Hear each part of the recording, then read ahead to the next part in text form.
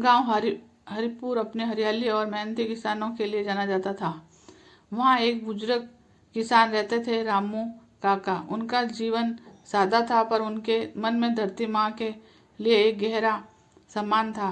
उनका सबसे प्रिय साथी था हल। वह एक पुराना लकड़ी और लोहे का हल है जो उनके पिता से उन्हें विरासत में मिला था।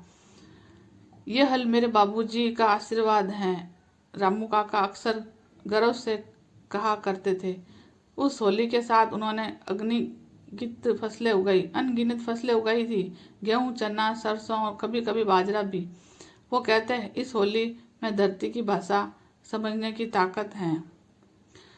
रामू काका का बेटा राकेश पढ़ाई पूरी करके शहर चला गया था। अब वह एक कृषि वैज्ञानिक बन चुका था। जब वह छुट्टियों में गांव आता तो रामू काका से कहता, बाबा अब जमाना बदल गया है, अब ट्रैक्टर्स हैं, थ्रेसर हैं, ड्रिप इरिगेशन है, आपको इस पुराने हल को छोड़ देना चाहिए। रामू काका मुस्कुराते और प्यार से कहते, बेटा मशीन तेज हो सकती है, लेकिन मिट्टी की खुशबू सिर्फ हाथों से जोतने पर ही आती है। एक साल मानसून धोखा दे गया। किसान परेशान थे। जब फसल नहीं हुई तो गांव में हलचल मच गई।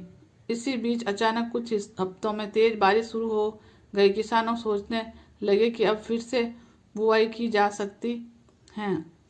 राकेश ने गांव के कुछ किसानों के साथ मिलकर ट्रैक्टर से खेत जोतने की योजना बनाई, लेकिन खेत में मिट्टी इतनी जलदली हो चुकी थी कि ट्रैक्टर धंस गया। कोशिश से नाकाम रही।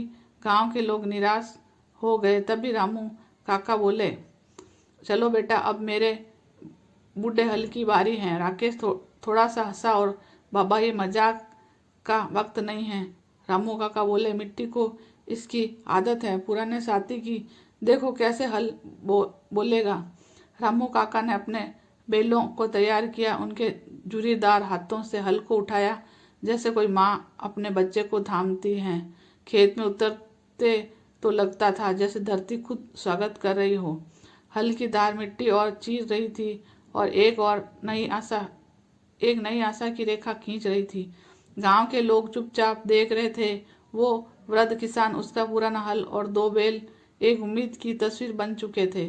धीरे धीरे रामू काका ने पूरा खेत जोत दिया।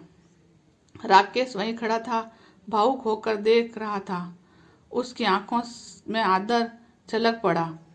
बाबा मैं गलत था, उसने कहा, ये हल सिर्फ औजार नहीं है, ये एक इतिहास है, एक भावना है।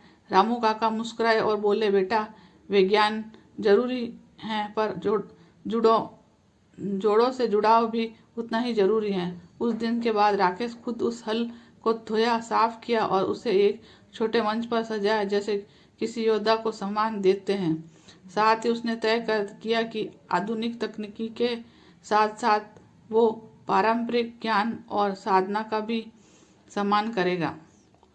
तो कहानी अच्छी लगी तो लाइक सब्सक्राइब कर। जो होली शुभकामना।